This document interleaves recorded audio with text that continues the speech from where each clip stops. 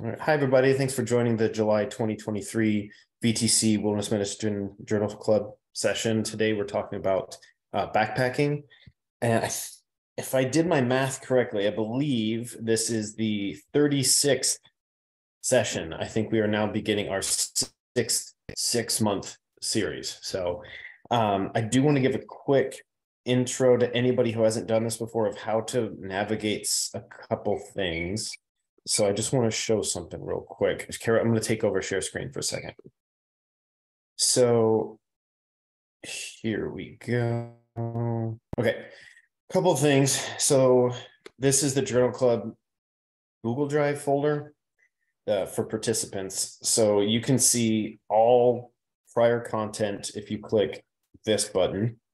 Otherwise, the months of the current 6-month series are in the main folder here. As is the current sessions flyer, as in dates and topics, the Zoom meeting links, and a registration form. So the registration form is actually pretty useful to me because I get your email addresses. And if you're all interested in FOM credits, if I don't have your email address, I don't know how to get your FOM credit to you. So I have handfuls of people that have just registered as iPhone or initials like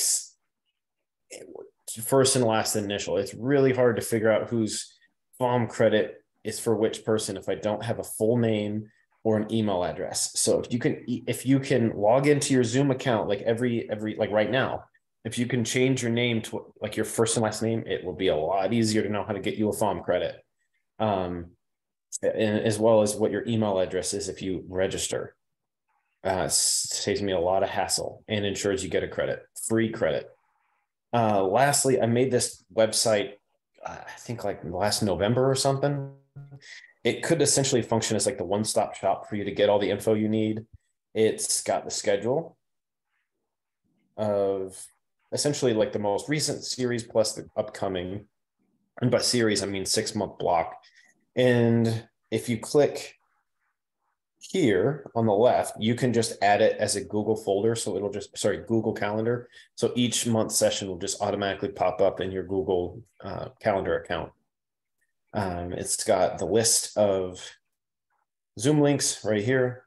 So you don't have to go through the Google Drive. And it's got the registration form. So you can just do it all right here. And it also tells you how to submit FOM credit. I don't want to belabor the point, but FOM is Fellowship of the Academy of Wilderness Medicine. It's essentially like the standard to show that you've gotten experience, skills, and academic training in wilderness medicine, and it's through the Wilderness Medical Society. Each of these credits, if you're a student, resident, or fellow, gets you free FOM, 1 free credit per session. And if you go to this page, it tells you how to submit it. And if anybody has questions on how to navigate the WMS website or what the FOM credit is, what the WMS is, I'm always happy to talk about it. Just let me know either now or at the end of our session today. Otherwise, we have one journal article we're going to talk about today, and that's going to be presented by Kira in just a minute. And then we have Jesse Gaynor, one of our faculty with VTC, who's going to teach us all about backpacking. So Kira, take it away. You should be able to share screen, and I am going to mute myself. All right. Let's see. Cool. So let's see. Without the paper, the muscular and metabolic costs of uphill backpacking, are hiking poles beneficial? Let's see, C.A. Knight and G. Caldwell, just like two guys at UMass in the late 90s who saw a gap to kind of be filled in like the hiking pole literature, teamed up for the paper. Caldwell, he had like 2 decades of like EMG biomechanics research, like in track and field and like Nordic skiing. And then he kind of like brought Knight in. He was a newbie. Published in Medicine and Science, Sports and Exercise. Peer-reviewed journal. Impact factor back then was like in the 2s, but now it's in the 6s, so not bad. Some of the previous studies with trekking poles, in the 80s, German study looking at like people not just walking over variable terrain without backpacks on, and they had like these spring-loaded poles, and they would measure like how much uphill versus flat versus downhill, how much load the poles could take, which was like 7 to 13 kilos. 93, there was a paper on sort of like the metabolic demands of poles and just unweighted walking on like a flat treadmill. And people would just like self-select the pace. With the poles, they were kind of just like, they can go faster, but also had increased metabolic demands. So sort of like inconclusive there. Oops. And then 97, they kind of just looked at lateral stability. They just had them on this like balance beam with a backpack, and obviously trekking poles helped. And in the 99, looked specifically at like knee forces and like sort of the biokinetics in downhill walking with poles, but without weights. So there's kind of like all this like literature leading up to it, but a lot of gaps to be filled. So their hypothesis was sort of like three-pronged. They're kind of like trekking poles are going to alter your hiking kinematics. Trekking poles are going to shift your muscular activity from lower to upper extremities, and they're not going to increase metabolic demand. And kind of how they were doing that is, let's see, by design here. 10 volunteers. The requirements were just that they had to have backpacked a minimum of twice yearly over 4 hours each session. They had 5 males sort of aged like 22 to 32, and then 5 females like 19 to 56. Everyone's BMIs were sort of like the normal to overweight zone. Yeah, no one like super skinny or over that. The power was pretty low, obviously, small sample size. They did this sort of quasi-experimental design where they'd have the control be the same person as like using the poles and sort of like increase that power, but still pretty high potential for type 2 errors, just like thinking the poles have less effect than they really do. And then they basically had, each person would have 2 1-hour sessions on the treadmill, 1 session with poles and 1 without, and they had like a 2 or 3 days in between at least. And then they would measure oxygen consumption every minute, heart rate every 2 minutes, and then just like they had this rate of perceived exertion. They would run them through the Borg scale every 10 minutes.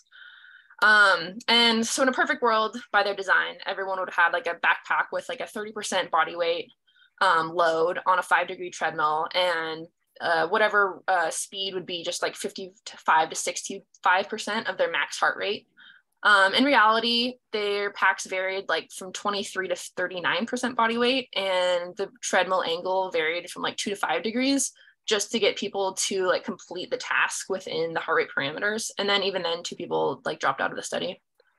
And then they had 1 additional session at the end where they just sort of looked at the biomechanics specifically. They would put little markers, reflective markers at each joint and videotape it, as well as had like a surface probe like EMG on like several muscle groups with like a silver chloride surface electrodes. And overall, so 2 participants didn't make it through like the first part, and then 2 participants didn't do the last part. So they only had 6 people make it through the full study. And 2 of those had to have a reduced incline and weight. So about 4 people actually did the full study. Their attempts to eliminate bias, they had a physical readiness questionnaire that when they were choosing their volunteers to make sure that they were like to optimize the amount of people that were like finishing the whole study. They optimized load placement sort of like in the mid back. They looked at like a prior research study from like it was like the 70s or 80s. They reduced like the effect of like thermal overload with, I think they had them drink like 250 mils of water 15 minutes prior and then at the halfway mark. And then they both like replicated testing conditions, so they had them at the same time each day in the same order of events, had participants like try on their own time to eat like the meals ahead of time. And then just like optimizing EMG stuff, just like shaving, sandpapering, and then rubbing alcohol the sites, which sounds super painful, and doing a little electrolyte gel.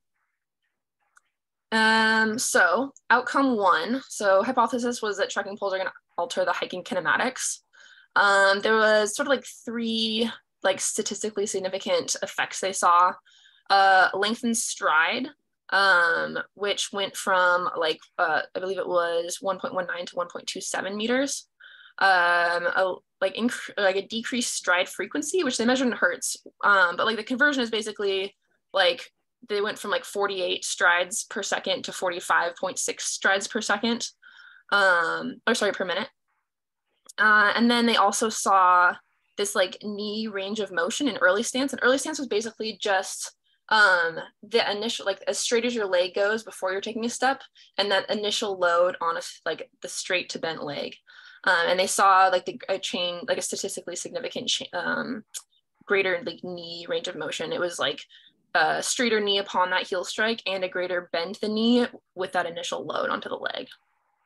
And you can kind of see in the graphs here, they have like the two arrows where you saw like sort of that gap between the no trekking poles is the thinner line, and then the thicker line is with the poles. Their second hypothesis was just that you would shift muscular activity from lower to upper extremities, which is what you would expect using trekking poles. Specific muscles that they saw with like statistically significant values was increased triceps usage. That's the purple here.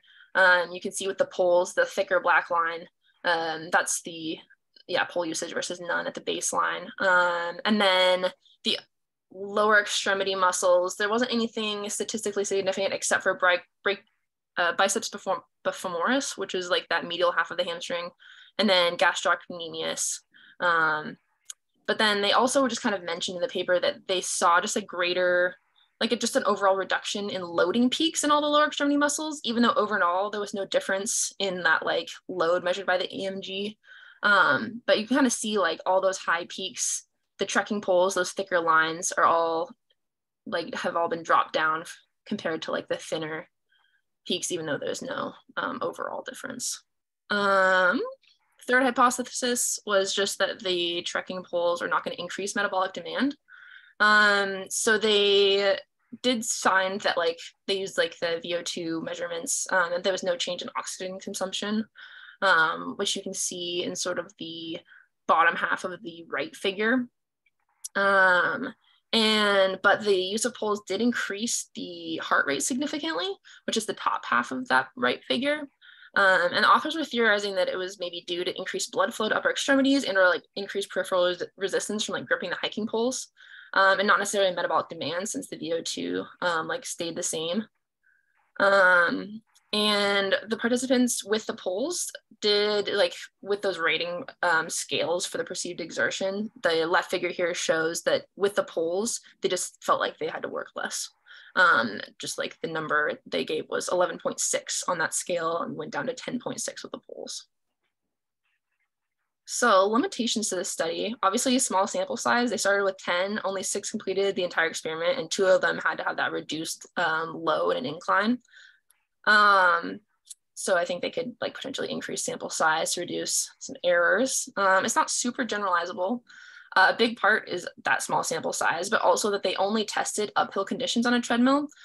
So we don't have any information on how trekking poles would like perform in sort of like a realistic backpacking scenario where you're going downhill, flat, or even like uneven conditions.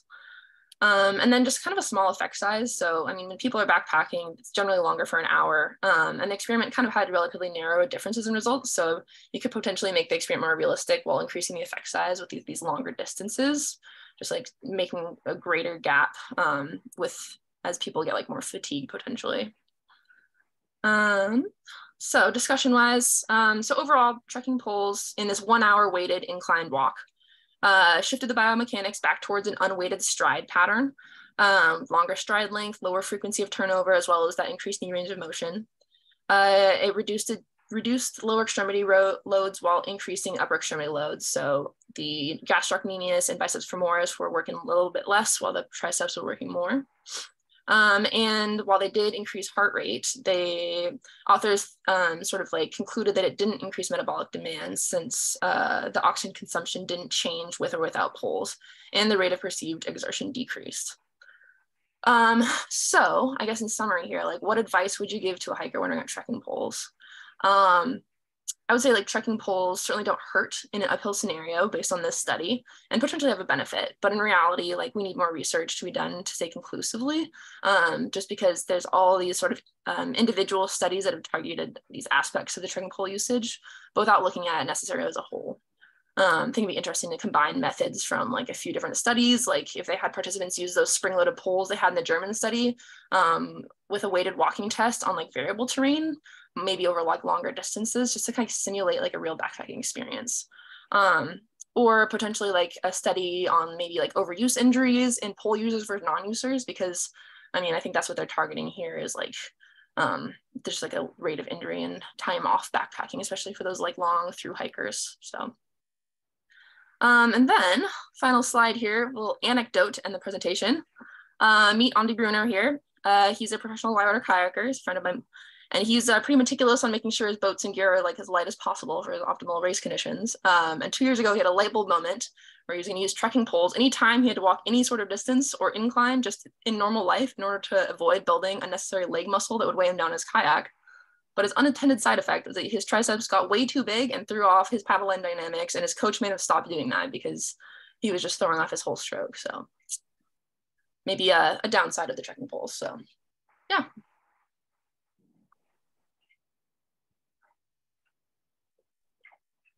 His arms got too big. There's definitely, from what I've seen, a more heavy use of trekking poles outside of the States. Maybe it's regional within our country, but I think it's more often used in like European hiking and through hiking. I actually left a copy of this article when I was reading it in my ER, and one of my colleagues brought it to me like, this was you, right? Like, you're definitely one of the people who had this article laying around at work. And he's like, yeah, I read it. I was fascinated by it. And he was like, when I went in Iceland, everybody had them everywhere.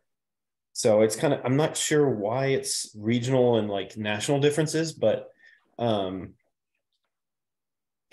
not sure. Jesse would definitely know more about like how often they use like on the long through hikes themselves. But it would be nice to see a study used on uneven terrain on an actual trail.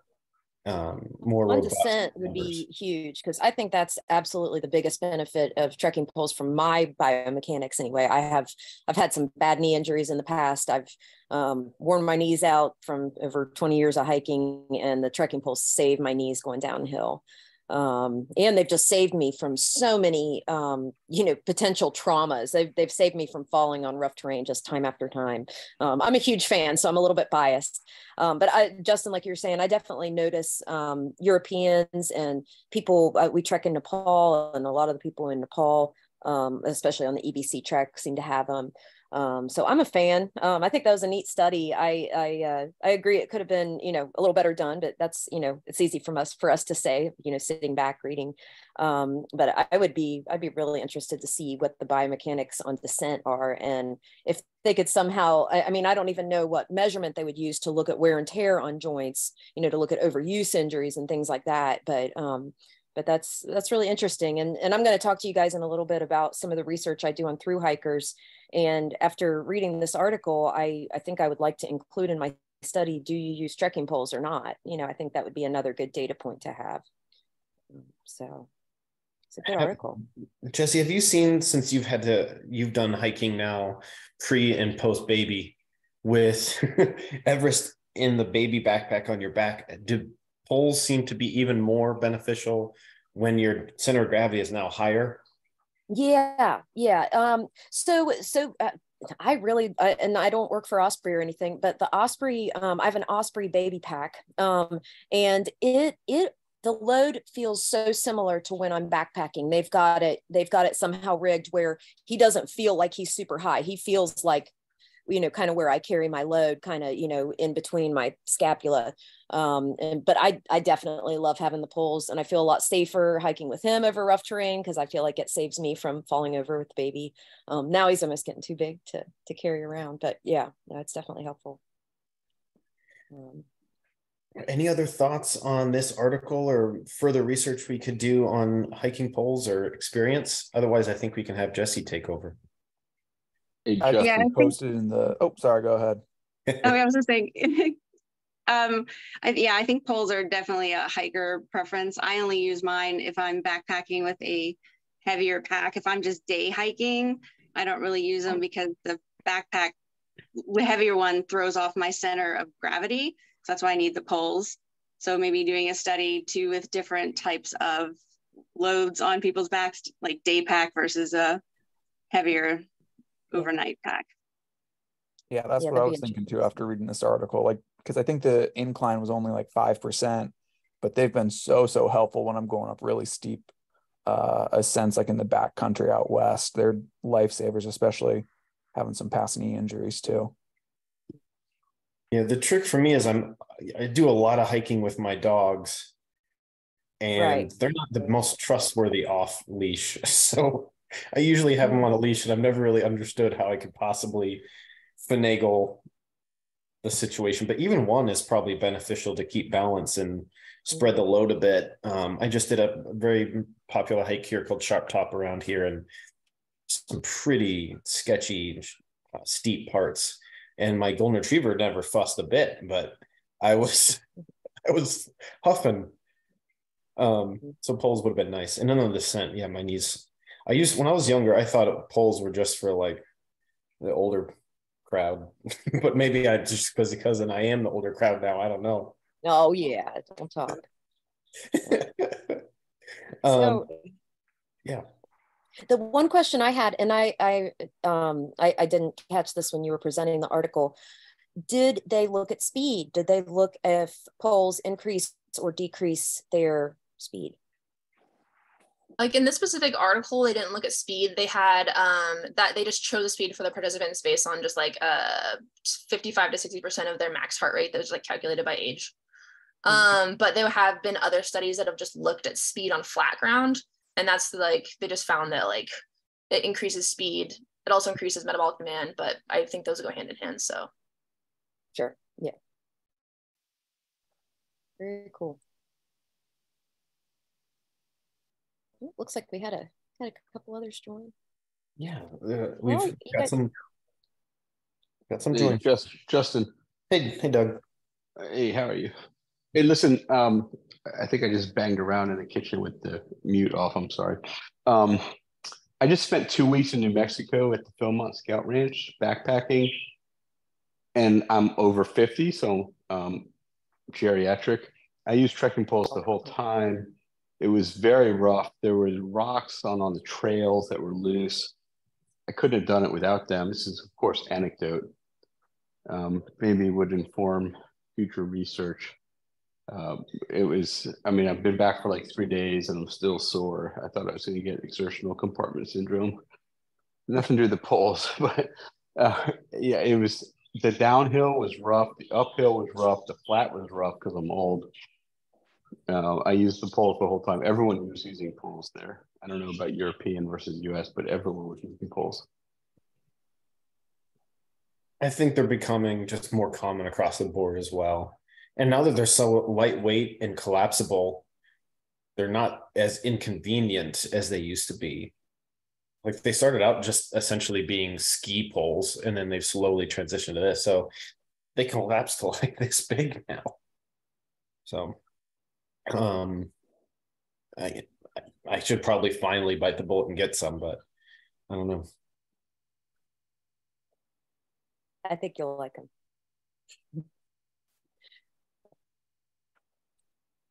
Well, thanks, Kira. That was a great job.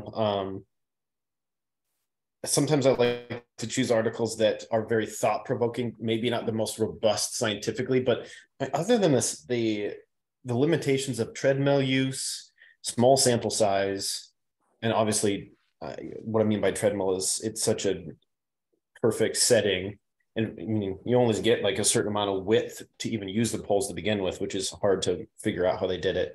But they had there's no variation in how your foot is planning. Right. I feel like there were sections of the AT where I never took a flat step, like for like days at a time. It was like, there's no flat ground walk on here. It's all on slanted rocks or roots or, whatever. And so, yeah, it's fairly artificial. But I mean, how are you gonna have these electrodes on them where you can measure muscle group activity in the backcountry? I mean, it's just not, not practical. So yeah, maybe they can take a couple of the approaches that they used and then just take it to a cool, actually useful setting.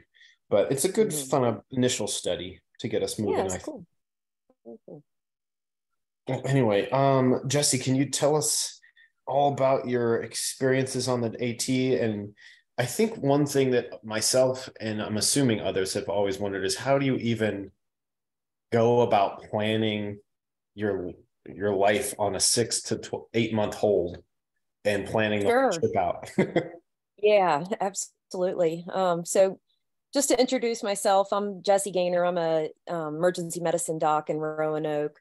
I did a wilderness medicine fellowship at Virginia Tech, and now I'm one of the assistant directors there. And I'm an old through hiker. I did a through hike of the Appalachian Trail in 2007. And just to very quickly tell you my story so you know where I'm coming from, I fell and broke my leg really bad on my hike. And they ended up extricating me and taking me down to Roanoke, where I now work. So I've had some unfortunate wilderness medicine experience firsthand, but it definitely pushed me into this field. As far as planning a hike, most of the hikers that we see out there, and myself included, are at a big life transition. Whether it's the end of high school, the end of undergrad, the end of graduate school, a divorce, a change in jobs, retirement, something where you are at the end of an era and ready to start a new one, and you can kind of delay that start. Because for most of us, I mean, it's just impossible to take 5 to 6 months off. And that's what it generally takes people to hike if they're doing it at a reasonable pace. Now, there's been some speed demons that have set some amazing records doing it in near 3 months, which is awesome. I feel like they miss out on a lot of the beauty, but yeah, so it's you definitely have to find that gap in your life, and that was how I did it. I did it between my undergraduate and medical school. I actually deferred my enrollment to medical school for a year because I kind of had a freak out, and I was like, I don't think I actually want to go. I think I want to go hike. But I came back. But I could sit here and talk to you guys literally about through hiking and backpacking and all that for like hours. So I would love to just do kind of a question and answer session if that is helpful to you guys. And before I rattle on too much longer, I'd love to just kind of hear quickly, kind of either in the comments or raise your hand or unmute yourself. How many of you have backpacked for longer than a week? Okay, a couple of you. Yeah. Okay. All right. How many of you have never gotten to do an overnight yet? Anybody out there? Because if you haven't, I'm so glad you're at the session, because we'd love to introduce you to one of the best sports there is, as far as I'm concerned. So we've got some experience out there. So we can do this one of two ways. I don't want to take up too much time. I do have a really brief presentation that I can go through just to show you a couple pictures, show you a couple graphics. And then what I would like to talk about also is I do long distance hiker research. And any of you that happen to be interested and want to jump in on the project, I'd love for you to join. But it's really fun work. So I'll pull up my talk and I'll share my screen and we'll go through it real quick, because really what I'd like to do is mostly question and answer, so I don't just bore you guys. So let me pull it up here. And go to share screen. And this is the screen I want to share. Okay, can you guys see it? So this was a talk I gave at the WMS winter meeting. I'm not going to give the whole talk. I know it has a weird title, but I kind of told you guys my condensed version of my story. So at the hospitals I work at, work there with Dr. Gardner too. We get to see a fair amount of wilderness medicine related illnesses and injuries. And we are situated right on the Appalachian Trail. So I actually see a number of through hikers every year in the ED. And my injury and, the encounters I've had with patients kind of led me to my research, which is looking at injuries and illnesses that through hikers are sustaining when attempting to do their through hike, and if it's something that they can get over and continue to hike, or if it's something that takes them off the trail. And the ultimate goal of my research is to kind of build a map of where the high points are for trauma, for infectious disease, just for these different issues that hikers are having, so we can kind of give some warning to them, you know, and sort of provide some more information. So these are just some pictures. My dad did the whole through hike with me, which was awesome. We had a great time. And we made it 1,500 miles before I fell and busted my ass. And this was what happened. I got a really ugly tibial plateau fracture. And I had a great orthopedist who fixed me up. And I was back in hiking under my pack again in 6 months. I was 3 months non-weight bearing, and then kind of continued my physical therapy on the trail. And that also got me into another part of my research, which is looking at pack weight with respect to injuries, because I could not have come back on the trail with a heavy pack. I am obsessive about how light I try to make my pack. I mean, I cut the handle off my toothbrush, I unwrap my gum, like it's crazy, but I feel like there's a big benefit to it, because I always tell people when they're getting ready for a hike, you can either be happy while you're hiking and have a very light pack and not have many amenities, or you can be a little happier while you're camping and have some more luxury items and you know, be a little bit more comfortable there. And it's certainly a balance for all of us, you know, whether you would like a few creature comforts when you're at camp, or whether you would like to really be lightweight while you're walking. And I'm definitely on the you know, the latter side of that. And if any of you guys have any questions at any point, please like shout out or stop me, because I can ramble. Anyway, I went to UK after my hike. It was good. Then I joined a band and went to India. Then I did residency. Then I looked like this all of residency. Then I got to go to Nepal. And Janice, who's here, just went to Nepal with me this year. It was awesome. We had a great time. And now I do wilderness medicine teaching. So, and some ultra marathon work, which that's kind of a similar population to the through hikers. It's more condensed, you know, into 5 days or so. But again, a lot of overuse injuries, a lot of malnutrition issues, things like that. So do all you guys know about the AT? Anybody here not know about the AT? So it's a really long hike. It's like, I guess, climbing Mount Everest 16 times from sea level, the amount of elevation you gain.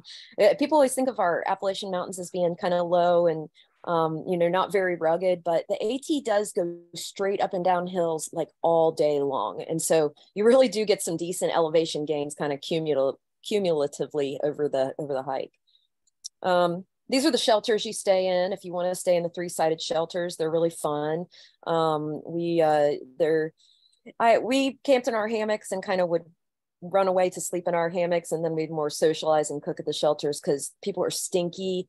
They snore. There's rats and mice getting into your food. So it's, you know, kind of a double-edged sword there. This is a picture of our hammock and a picture of my dad trying to hide from mosquitoes up in Maine. Food. So people were always asking, you know, did you forage for your food while you were hiking? And it would be nearly impossible to get the amount of calories that you need down from foraging, unfortunately. It would be great. But especially as a vegetarian, I would be eating like blueberries and mushrooms, and that just wouldn't fly. So what we did is we had mail drops. So about every week, my mom would mail us a box of 7 days worth of food, and we would hitchhike into town. Back in these days, there was no Uber or Lyft or anything like that. We'd take our lives in our hands and hitchhike, and we'd go to the post office. There'd be a box there waiting, general delivery for us, and we dump out our packs and keep going. And I think it really helped us. If any of you were considering doing a through hike, I think it really helped us get a lot better nutrition on our hike, because if you're living out of like little convenience stores and gas stations and things that are close to the trail, you're going to be eating a lot of honey buns and ding dongs and things that don't, you know, really have a lot of nutrition value. So, so that was helpful. So through hikers, just to give you a little insight, so they're super stinky. They're super like free spirits. Often it's very difficult to get them to follow up on research. That's why my project has lasted several years, just because I'm having difficulty getting responses from these people. And we're moving towards a more I guess, electronic based data collection system, because right now I'm using Google Sheets, which just is not super convenient for people. And so we're in the stages of trying to design an app that hikers can use, that they can log this data on injuries and illness, pack weight, body weight, all these different parameters that we're looking at. Now also going to look if they carry poles. But in return, we're hoping to include in this app some wilderness first aid advice, again, kind of give them those points on the trail that people are prone to trauma, prone to Lyme disease, prone to giardia, just to kind of help prevent some of these issues from coming up. I will say we have a very, very high trauma point near us. It's called McAfees Knob. It's one of the most photographed spots on the AT. It's just beautiful. But in the past 5 years, we've had 2 deaths from falls off of it. And fall, deaths from falls in the Appalachian Mountains are actually pretty rare.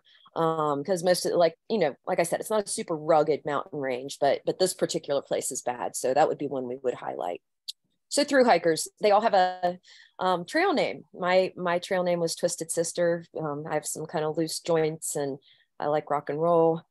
This was Puffy Nipples. He had puffy nipples. Tomato Gravy, we're not really sure why she got that name, but I don't want to know. This was Privy Monster. Here's Crossing a Creek. This is my dad. Guys wear kilts. It's cool. They're just a bunch of weirdos out there, but they're wonderful. But they are difficult to collect data from. This was Baltimore Jack. He actually did the AT 6 times altogether. He kind of lived on the trail. He would hike all season and then find a job someplace, save up enough money to hike another season. And he was a really good guy. Unfortunately died of alcoholism a few years ago. This girl carried a plastic turkey with her for 2,200 miles, just for fun.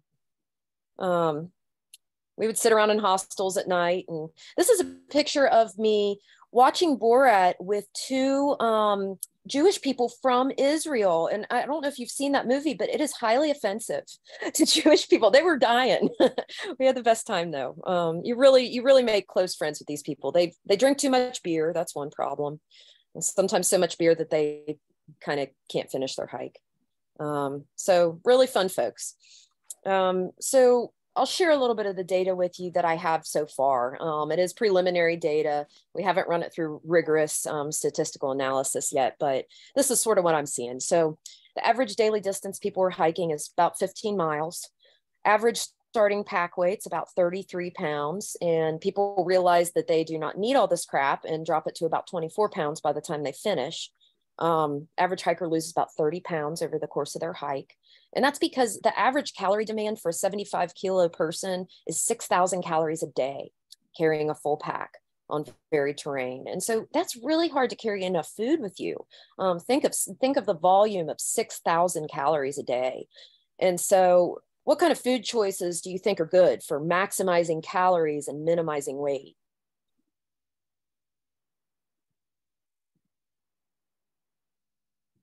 What do y'all think? That was one of the questions I had for Lydia, because I can't even, backpacking myself, obviously not for that long. I don't know how you keep up with all those calories. Yeah, and you're bound to lose weight. It's just going to happen. And one way you make up for that is you go into town and eat an entire large pizza and a half gallon of ice cream by yourself, like a couple days in a row, and that helps. But really carrying very high fat items is helpful. So I carried a straight up bottle of olive oil to put on my dad's food just to really increase his calories.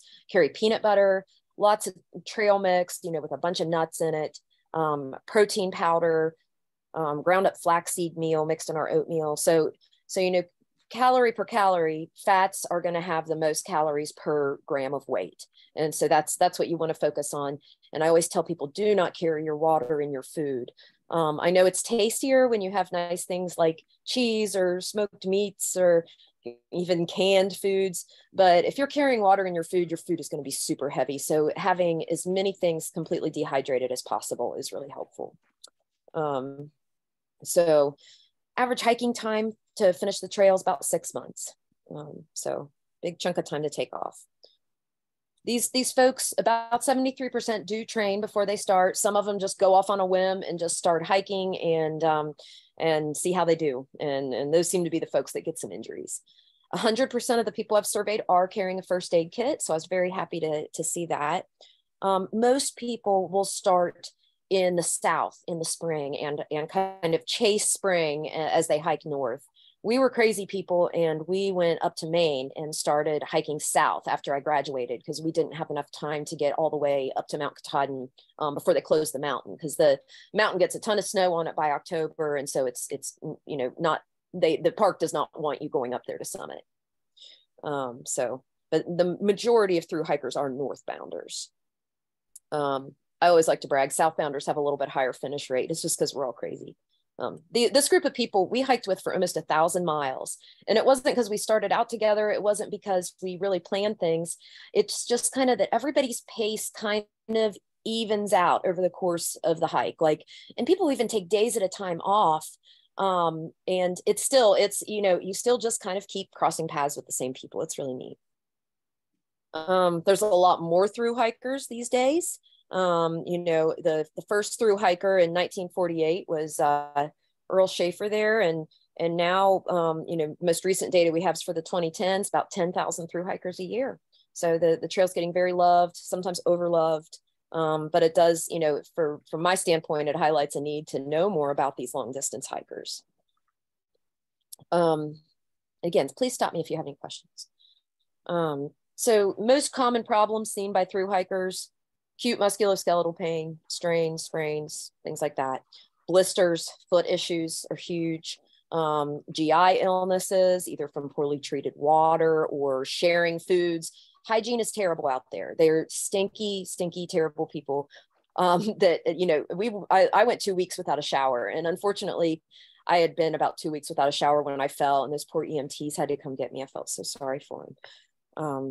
But then skin irritation and infections for the same reasons: poor hygiene, and, you know, a lot of friction from your pack, from your shoes, from things like that. And then insects are a big problem, particularly with respect to the vector-borne diseases like Lyme disease, Rocky Mountain spotted fever, and then, you know, some mosquito-borne illnesses, encephalopathies, things like that.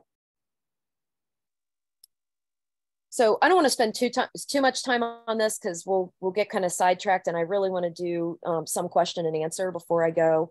But this just kind of highlights the top problems and how you deal with them. And I'm happy to send this PowerPoint to anyone who's like super interested in this stuff. So I'll kind of breeze through there. Okay, but I do want to show you the like top 10 worst feet.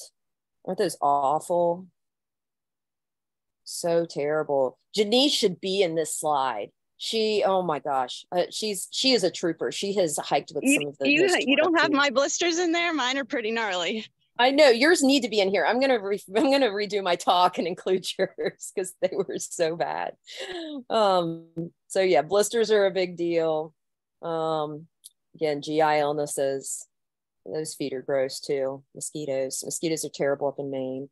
I do want to take 2 seconds, because I'm on a personal crusade against Lyme disease, because my dad, my lifelong hiking partner, got Neuro Borreliosis. So he got it in his spinal fluid. So to those of you out in practice, the patient has unexplained neurologic symptoms and they live in an area where Lyme disease is prevalent, please treat them. Please get them tested, because the longer it goes on, the more damage it does. Just really have it on your radar. And the range of Ixodes ticks that carry Lyme disease is spreading. It's spreading westward. And so a lot of docs in Kentucky, where I also practice, they say, oh, Lyme's not in our area. Yes, it is.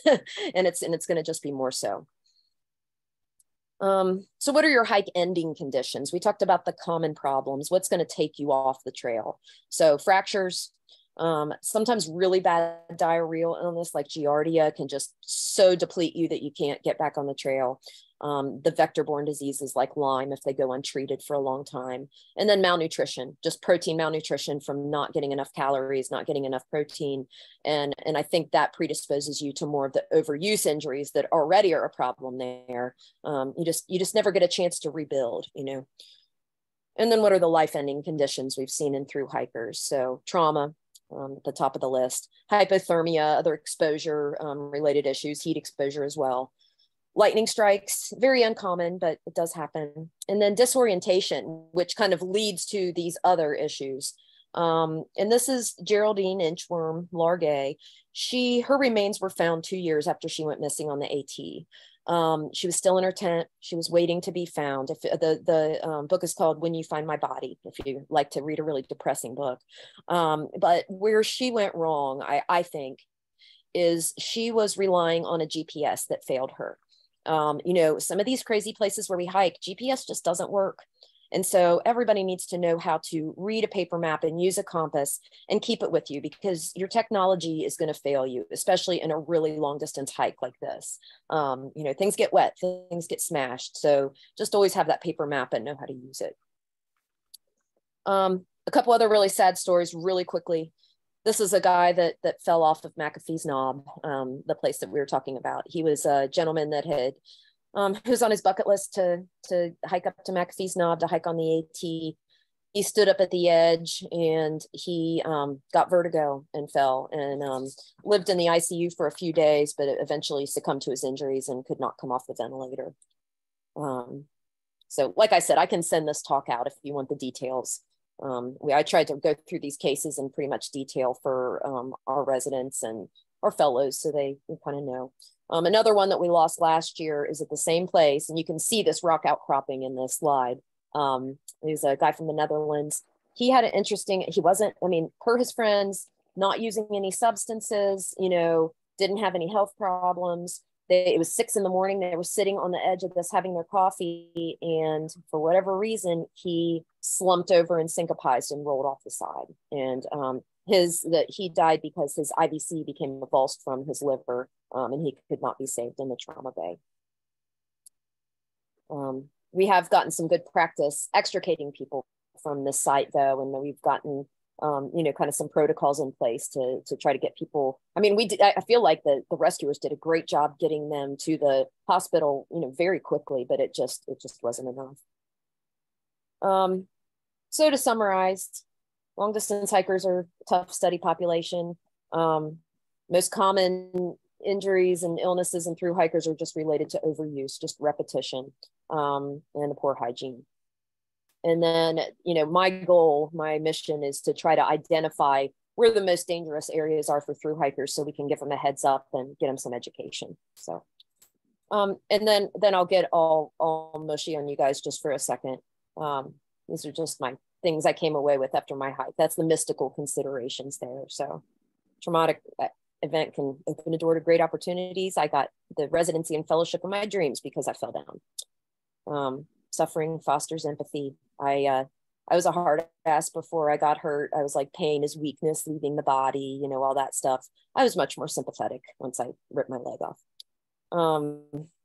Setback can be a catalyst for growth. I was pretty motivated athlete when I was doing my through hike, but when it was almost taken away from me, I really, you know, my motivation went way up, and now I'm lucky enough to get to go to the Everest region every year, and still hiking. So, and then vision and intention are the building blocks of your reality. So, you know, just these hikers, they visualize themselves finishing at Mount Katahdin or Mount Springer. And that's the only way any of us get the things done that we do, is we visualize it happening. So, and then if your motive is to serve others and show kindness, you're doing the right thing. And you guys are doing the right thing by being in medicine. So anyway, that's it. That's all the mushy stuff. This is my contact information. If you are interested in helping with my research, or you just have hiking questions, or you're just in the Virginia area and you want to go for a hike, just hit us up. But yeah, so what questions do you have? I guess we have about 10 more minutes. Does this journal club last an hour? Is that the goal? It's as long as people are interested to hang out and talk. Okay. All right. Good. Because I know your all's time is precious as students and residents, and but any questions or any stories you want to share of backpacking experiences where something has gone wrong, something has gone right? I always learn from my students, for sure. No. Jessie, what was your motivation for doing the through hike? You know, I had been obsessed with it since I was a little girl, since I was 12. And I found out there's this long trail that goes all the way down the side of the United States. I always loved to sleep outside and camp and hike. And I just thought it sounded so great to just be able to walk all day and not really have much else to do. It is really wonderful for your head. You really can kind of clean out the cobwebs. So most meditative, you know. And then, so I was going to do it all by myself, and I was getting ready to leave. And my dad's like, I'm just going to go with you for like the first like 10 days. Cause we started out in the 100-mile wilderness, and 3 days in, he was like, okay, now I have to do the whole thing. So it gets a hold of you. And I will say, I think about my through hike probably every day. And it's something I would love to do again. It really gets in your soul. It really does. Doing your through hike, what have you found were the best like band-aids and stuff like that for blisters? For me, I'm not nearly as experienced as you are, but those like kind of donut moleskin ones seem to have worked pretty well for me. I'm wondering what you've found works best. Yeah, for me, it all came down to the adhesive. And I like some moleskin that I purchased was great, and the rounded edges are really nice. That keeps things in place when you've got perfectly rounded edges. On my through hike, I used duct tape. I like covered the outside of my feet in duct tape at one point when they were really bad, and it worked. It kept me from getting additional friction injury. But now that I'm in the 21st century and using some more modern items, I really like KT tape because it's flexible. So, you still can move. It's not like, pulling on your skin like duct tape would, because duct tape's not very flexible. And a lot of times they're either pre-cut with rounded edges or, you can cut them with rounded edges. So I really like that. But who you really need to ask is Janice, because this girl, her feet are just prone. And she has literally, I think, experimented with every blister prevention and treatment that there is. Do you have a favorite, Janice?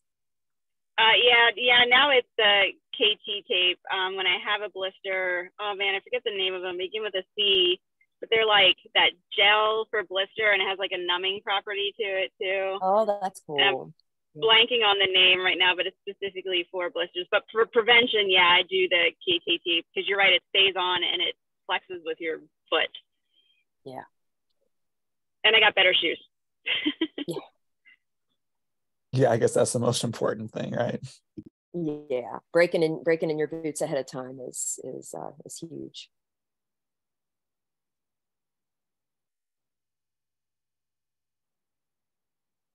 Any other questions? Speaking of shoes, how many pairs of shoes did you go through on the through hike? Yeah, so I went through, let's see. I went through 3 pairs, and the first pair just simply wore out. And then I thought, I'm going to go real lightweight. I'm going to get some North Face little trail runners. And they were the kind with the boa. Have you seen that like fancy cable system where you have the little twisty knob and you can tighten it down? Well, I tightened it down so much and overused, and I probably had poor nutrition, poor calcium. I got a stress fracture from those damn things. And so I threw them away, and I went back to my Vasque Breeze boots, and now I'm on like my 7th pair of them, and I love them.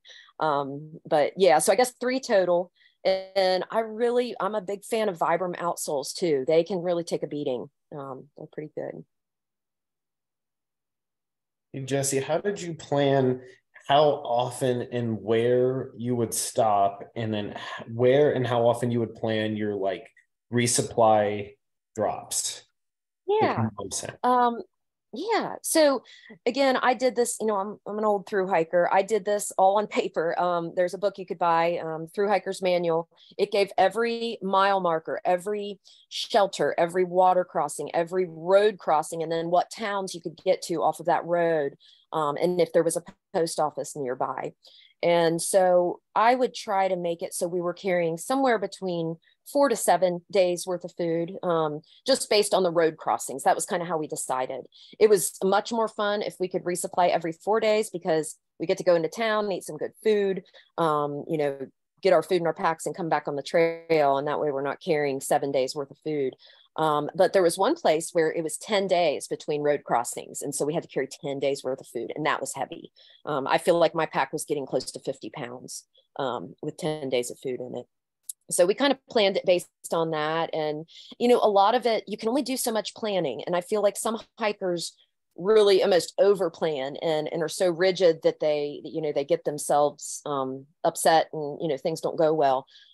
It's good to be able to stay flexible if you can, and just kind of take opportunities where you get them. Anytime you see food, grab it up, eat as much as you can, but my mom was very instrumental in us having a successful through hike though, because she fixed up these boxes for us. She mailed them. So it was great to have a support crew at home. Sorry for hogging all the questions. No, I like them. I have one last one that I've experienced. So Jesse and I work at two of the same hospitals, and one hospital that we work at, it was in her pictures, called Rockbridge Hospital, or it used to be called Stonewall Jackson. It's very close to the AT, as is the main hospital we work at. But the small hospital, I had a patient brought in by police who was found to be I guess, convict. I'm sure what the better word would be, but he was fleeing the North Carolina State Police. He was fleeing bail. So his plan was to just hike northbound on the AT to just like skirt state boundaries. Wow. So how often did you feel, again, I don't want to make people feel unsafe. Studies have actually found it safer on the trail than in a city. Absolutely. But how often were you hiking or at a shelter that you felt at all uneasy or felt that you needed to have some manner of protection? Yeah, that's a great question, because at one extreme was my uncle, who wanted me to get a concealed carry and carry a gun with me, and I'm like, hell no, that's way too heavy.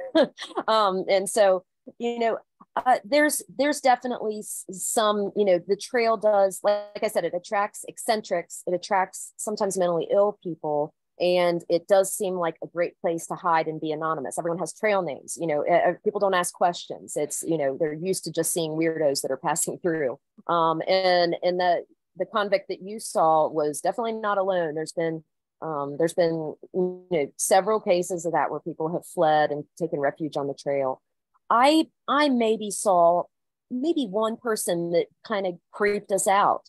And really it was nothing specific. It was his vibe. And I hate to put it like that, but it was just kind of gave you the willies. But we were very lucky.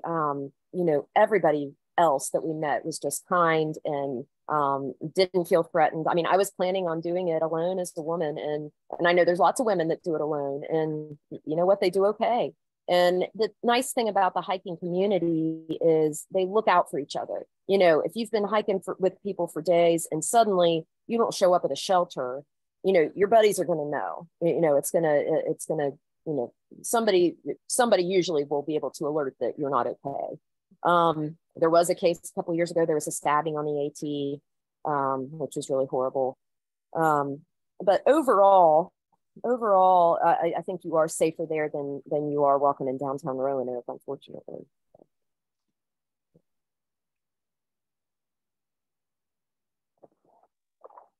Any other questions?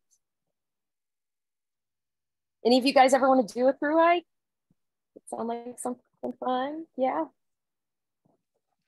The best decision I ever made. That and having a baby. Oh. For Justin's time is very imminent. Yeah, we're looking at like soon. 10 to 17 days or something now. That's right. Oh, so great. I would love to. It's just finding all that time off to do it. Oh, I know that, and that's what's prevented me from doing another hike. It's like, when do you do it? And I guess now at this point, I'm looking forward to either a big sabbatical or change in jobs as a time, or, maybe my retirement. I'd love to do a repeat where maybe my boy will hike with me like I did my dad. It'd be pretty cool. What was the youngest to finish the through hike? It was just a year or two ago. Yeah, I think there was a 6-year-old that did the whole thing. Mm-hmm. Well, pretty awesome. Give him like 2-3 more years. Yeah, I know. Yeah, it's not too far. Oldest I think is in his 80s. Nimble, I think was his name. I need to get a slide together with all the like oldest, youngest, fastest, slowest, but I haven't looked into those numbers recently. But yeah, definitely all ages.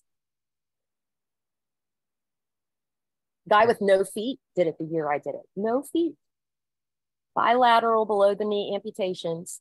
And he had these great prosthetic feet that never got blisters. And he was such a great guy. Man, he moved too. He really moved. And he could change the height of, he would change his height from like, he could be 6'2" to like 5'8", and like he would change his height based on up or down hills sometimes, for ease of movement. He had like an extendable on his prosthetics. It was crazy. And it was Murphy. But yeah, he was always bragging to everybody. Yeah, I never did this.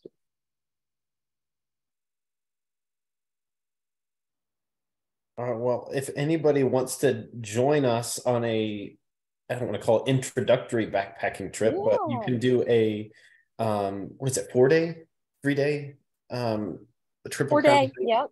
Mm-hmm. 3-night, 4-day.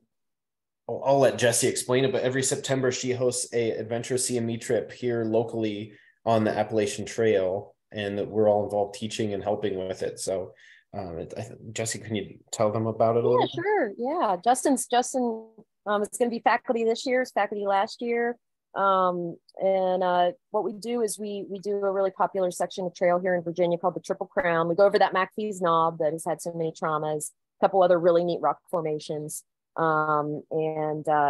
It's been a pretty big success. It fills up really quick and sells out. So if you're interested in doing it, try to sign up right when registration opens next year. But we do, we hike, we camp every night and then do lectures at the campsite. And it's a great time. We've always had a really good time. It's a good way to learn cool medical stuff. And since it's a pretty well-trafficked area and our faculty come in and out every day, if you haven't backpacked before, there's a good safe way to do it.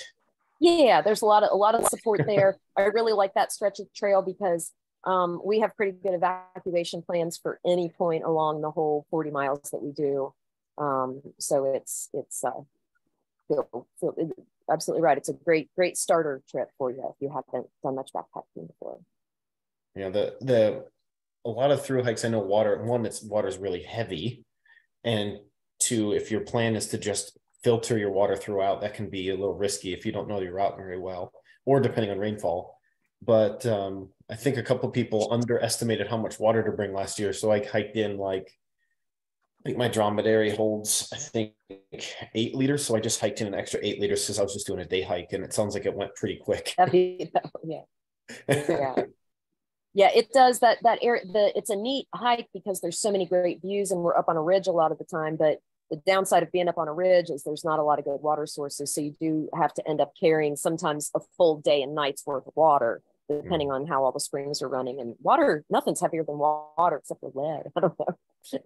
All right, but you need it to eat too for a lot of things. Yeah, so. Right. You rehydrate your food. Yeah. Well, any questions for Kira on the article or Jessie on backpacking before we wrap up for the night? All right. Well, if anybody has any other wilderness medicine or WMS questions, we can chat after the recording ends. But as far as actual session content, I think that wraps it up. Next month's session is on search and rescue, and I'm doing my best. Some of a difficulty of us wilderness medicine people is we're very busy because we do clinical stuff, and then all the wilderness medicine stuff is usually volunteer on our own time, and so we're hard to get a hold of. But I'm trying to get a really, really cool special guest for next month as well. So stay tuned for that. But next August is search and rescue. September is ultrasound, and we'll have one of our faculty as well as Dartmouth faculty speaking in that one. So looking forward to next month's session as well. Otherwise, stopping recording as of now.